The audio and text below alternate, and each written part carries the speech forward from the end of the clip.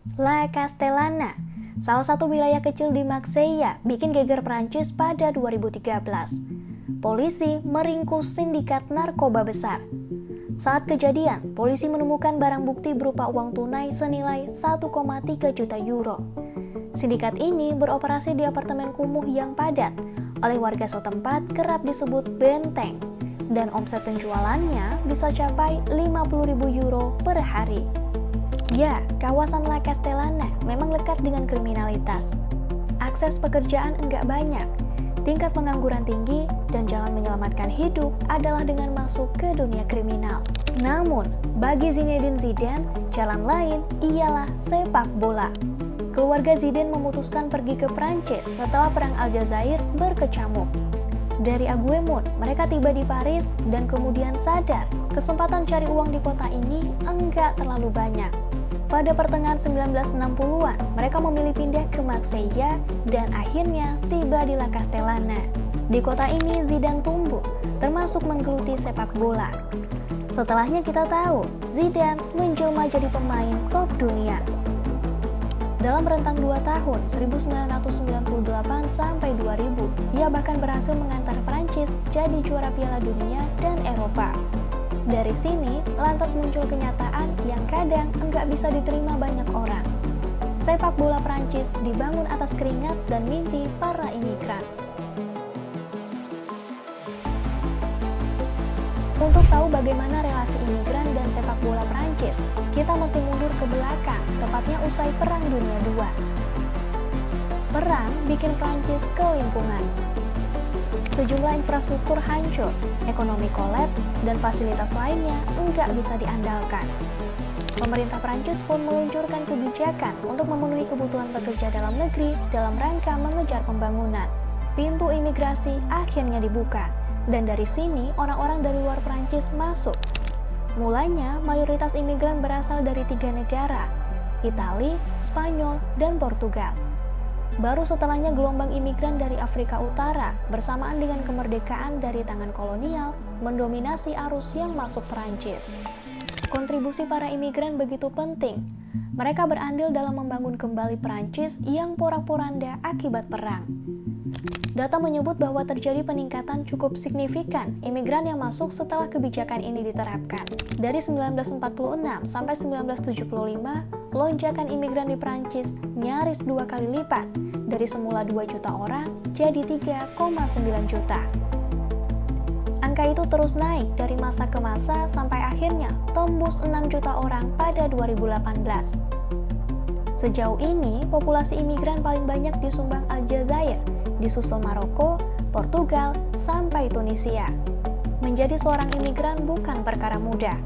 Salah satu cara untuk membaur adalah dengan sepak bola. Generasi pertama melahirkan bakat-bakat seperti Rahul Dihanya, Lahmi Ben Barek, Mustafa Zitoni, Zakari Noah, serta Rashid McLuffy. Khusus McLuffy, ada cerita menarik. Capaian Tokcernya di level klub Saint-Étienne bikin dia dipanggil timnas Prancis untuk persiapan Piala Dunia. Namun jelang persiapan, ia justru memilih gabung Front Pembebasan Nasional Aljazair. Ketika pulang dari Aljazair ke Prancis, pada 1962, ia disambut bak pahlawan oleh para supporter. Periode 1960-an ditandai dengan kegagalan timnas Prancis di ajang olahraga internasional, dari Olimpiade, Piala Dunia, sampai Piala Eropa. Prancis seketika jadi tim mediocre, dan hal itu bikin petingginya gusar. Langkah revolusi pun diambil. Georges Boulogne, direktur teknis Prancis saat itu, membuat skema pembinaan dari kelompok usia muda. Skema ini dilakukan secara bertahap, sesuai tingkatan umur, dan nantinya bermuara ke tim utama dengan kondisi pemain yang lebih matang. Pembinaan bakat muda ditunjang dengan fasilitas lainnya seperti pendidikan formal. Pada 1972, metode ini diterapkan untuk tim nasional. 2 tahun berikutnya, seluruh klub profesional mendirikan tim mudanya.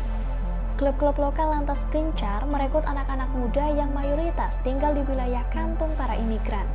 Perlahan tapi pasti, pendekatan ini membuahkan hasil. dan menjadikan pemain imigran sebagai tulang punggung timnas. Pada 1980-an, Prancis sukses 2 kali tembus semifinal Piala Dunia, yakni pada 1982 dan 1986, serta juara Piala Eropa pada 1984.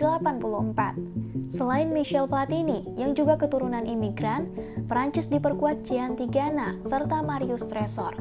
Puncaknya bisa dibilang terjadi pada awal 2000-an kala Prancis sukses sandingkan trofi Piala Dunia 1998 serta Piala Eropa di tahun 2000.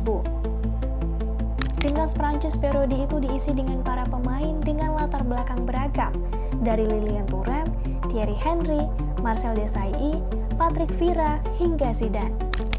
Publik menyematkan julukan kepada tim ini dengan Black Blambe, Afrika, Prancis, dan Sub-Sahara. Kondisi itu terus bertahan, termasuk kala Prancis juara Piala Dunia 2018. Persoalannya, pengakuan imigran di sepak bola enggak dibarengi dengan jaminan terhadap kelangsungan mereka di Prancis. Sejak 1970-an, imigran jadi topik perdebatan publik yang menghasilkan polarisasi cukup tajam.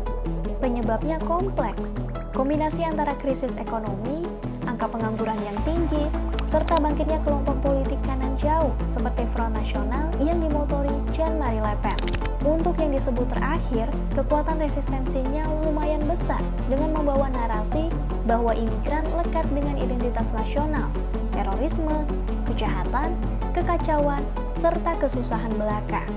Pada awal 1990, kelompok Le Pen mengkampanyekan nol imigran muslim di Perancis.